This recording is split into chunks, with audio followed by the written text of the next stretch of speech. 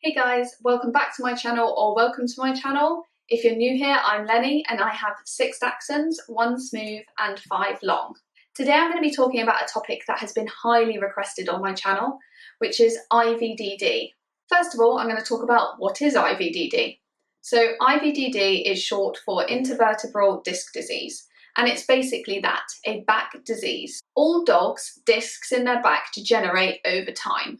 But with a dog that has IVDD, the disc has basically degenerated quickly. So it means that they might have a problem with the discs in their back younger in life. There has been a lot of research on IVDD in Dachshunds, and I wanted to just give you a couple of little facts that might be useful to you. Dachshunds have a 1 in 4 chance of getting IVDD. IVDD seems to be most common in smooths. I'm going to include a little chart here so that you can see between each different coat type and size which one is most common. The research that I'm going to be referring to throughout this video says that 76% of Dachshunds that were diagnosed with IVDD were between the ages of 4 and 8. So between those ages, I'm definitely going to be keeping a much closer eye on my dogs, and I would definitely recommend that you do too. Genetics seems to play quite a huge part in IVDD, so the Dachshund Breed Council have now been asking breeders to IVDD screen their dogs. This means that when you're looking to buy a puppy, you should now be able to find various breeding dogs that have been screened for IVDD. This should in the future reduce the chances of IVDD in Dachshunds. I want to talk about primarily in this video ways that we have reduced the risks of IVDD. Because to be honest, you can't really prevent it altogether, but you definitely can reduce the risks in lifestyle choices. So firstly, I want to talk about neutering. So we have chosen to not neuter our animals unless necessary. And if we have neutered, we've neutered over the age of 2 years old. The research that the Dachshund Breed Council did also showed that dogs that had been neutered or had been neutered under the age of 18 months old, so weren't mature, had highly increased risks of IVDD. I'll put all those statistics in a link below as well. Secondly, I want to talk about weight. So we have made sure that our Dachshunds remain lean. I have actually got another video on Dachshund diet that you might want to go and watch. Again, I'll link it below. And that really outlines what body condition I am looking for in my Dachshund. And I think that body condition has a huge influence on their later risks of IVDD. Any excess weight that they don't need is just more pressure on their back, so we definitely are avoiding that. The third way that we reduce the risks of IVDD is by having ramps placed around the house. So we have a ramp to our sofa, which they can go up and down instead of choosing to jump off of the sofa onto hard flooring. And we have a ramp up to our bed because they do sleep in bed with us. These ramps mean that they are walking normally up and down the ramp rather than jumping off of the sofa or off of the bed, which can have quite a lot of impact on their back when they hit the ground. Now, I'm not going to lie, if you're already a Dachshund owner, then you might know that sometimes they do not choose to use the ramp. They'll be mid-play or something like that and they will jump off of the sofa. And for that reason, I'm going to move on to my next way that I reduce the risks of IVDD. So the other way that I believe I'm reducing the risks of IVDD is by keeping my dogs strong. That means that I provide them with plenty of walks off lead, so they don't have any pressure to the neck or the chest by a harness or a collar, and they are able to exercise freely. Their body is completely free and they can run around and play with each other. And for me, I believe off-lead exercise is really important, especially if you can hire something like an enclosed field where they have loads of space to run around and grow those muscles. Other ways that you could increase muscle and make sure that they are fit and healthy would be through hydrotherapy. Now, a lot of people opt for hydrotherapy once the dog has IVDD, but there's definitely no reason not to take them when they're younger and build the muscle through that. It's a fantastic way of exercise without bearing weight on any of their joints. So as a puppy in specific, while the joints aren't fully formed, hydrotherapy can be a really good way to exercise. I also know of quite a lot of Dachshunds that do Dachshund versions of agility, so obviously they can't be jumping over massive jumps, but agility, or I believe some Dachshunds do hoopers, which is another form of exercise. So signing your dog up to things like that, where they're really going to be using their body and their muscles, I think is really important. So that when they make that bad decision to jump off of a high height, they have the best muscle support they can have to their spine. So they have that reduced risk of IVDD. Another way that you can build muscle is through a wobble board, I call it, which you can find online. Again, something that a lot of people use once the dog has already had IVDD to try and get that muscle back.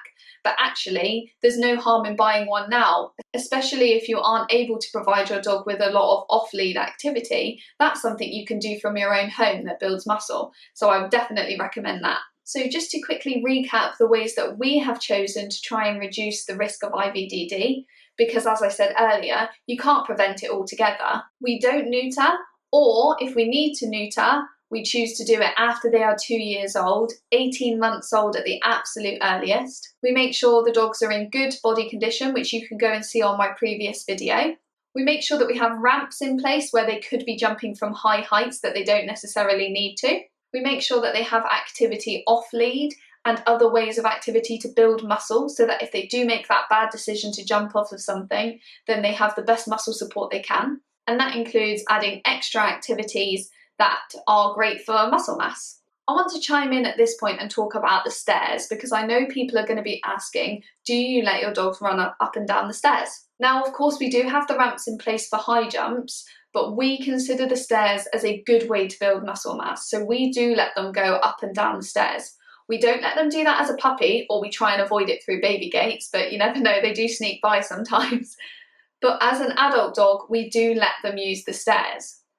Now, because I do have 8 dogs, 6 Dachshunds and 2 miniature pinchers, there's just no way I could be carrying them up and down the stairs. But that's not the entire reason that I've chosen this. I've chosen it because I believe that they do build a lot of muscle through doing our stairs. Now, if we had really steep stairs, I wouldn't let them do it. If they were hard floored stairs, I wouldn't let them do it. So we have gone to holiday cottages before that have had wooden stairs, and I'm not happy with that, so I will carry them, although it does take ages. But in our particular stairs, we have carpeted stairs and they're quite small, so we do let them go up and down those stairs. Now, that is your personal choice. You can make that decision based off of the research you do. I'm going to provide the links below so that you can read all of that research. But for us personally, we have chosen that the stairs are okay for our dogs. I'm now going to talk about the symptoms of IVDD. Because with IVDD, it's very important to catch it early if you can. You have a far better chance of them recovering from the IVDD if you catch it early. So I'm just going to take you through the symptoms. Now, I'm very lucky that none of my dogs have had the symptoms of IVDD or been diagnosed with IVDD. But I have managed to find out the symptoms that seem the most prevalent by joining various groups on Facebook, and also the websites that I'm going to list below also give you those symptoms as well. So the first one, of course, is any sign of pain. So that could be yelping, nibbling at their back area, showing that they've got signs of pain there, or nibbling at their rear legs because they feel different because of the IVDD. Other ways that dogs show signs of pain, things like hunching their back or acting like they've got some sort of tummy pain, that could all be related. So definitely keep an eye on any signs of pain. Another symptom of IVDD can be a lack of coordination or suddenly seeming like they can't coordinate quite right. And that will most likely be in the rear limbs, but it can actually be in all 4. So that could be things like a limp coming on, or not being able to quite coordinate the same as they usually would. So basically, if you notice any difference in the way that they walk, or them not wanting to get out of bed, or not going up and down stairs as they usually would, then definitely that could be a symptom of IVDD, and it's worth going to see a vet as soon as possible. The final symptom of IVDD is paralysis, and that can be shown in obviously an inability to use part of their body, but also can be shown in incontinence. So that could be that they are urinating, but they're totally unaware of it. If your dog shows any symptoms of paralysis, you really need to get to a vet urgently, and you might even want to push that vet for an MRI. I'm going to list some groups below that you can join now to have a full understanding of the symptoms and real life stories of people that are dealing with IVDD or have recovered from it. It'll be really useful to join them before your dog shows any symptoms, so that you're really aware and alert to things you should be looking out for. Since we're talking about IVDD, there's something really important that we should touch on, and that's insurance. Now, IVDD can be so expensive. I mean, we're talking thousands. We're talking 4,000, 5,000, 6,000. So it's really important that you get a top cover insurance. Me personally, I would recommend getting at least 10,000, and that should be a lifetime policy. Some of them will do more than 10,000. I mean, take as high as you can get, but something like a £4,000 policy is just not going to be enough, especially if they get IVDD more than once in a year. So make sure you look at your policy carefully, that they cover IVDD, and look for top cover lifetime insurance. If you need advice on this, then pop a comment below and I'll have a look over your policy if I need to. I've also got a couple of friends who have had dogs that have had IVDD that I'm sure would be more than happy to look over the policy with you. So please do comment below if you're unsure about your policy. I want to finish off this video by talking about 2 charities that I think any Dachshund owner should donate to if they can. The first charity I want to talk about is dedicated to Dachshunds with IVDD. They provide extra support to people who have dogs that have IVDD or a disability. So things that, for example, the insurance might not cover. So that could be things like a buggy, so that the dog can have more access to coming on walks with you and still see the great outdoors, but they would be inside a buggy, because a lot of Dachshunds that are recovering or suffering from IVDD aren't able to walk for very long or can't walk at all. I think supporting owners is really important through IVDD because it can be so stressful. So that particular charity, by helping in the little ways that they can, I think is so important, and I would donate to them if you can. The second charity I want to talk about is the Dachshund Breed Council. Now, I've noticed that the Dachshund Breed Council don't seem to reach out for funds that often, but it must cost them so much to do the research that they do, provide the website that they do that has all that information on, and also continuing to research. So I think if you can donate to the Dachshund Breed Council, never underestimate the amount that they are doing and how much funds they might need to do that.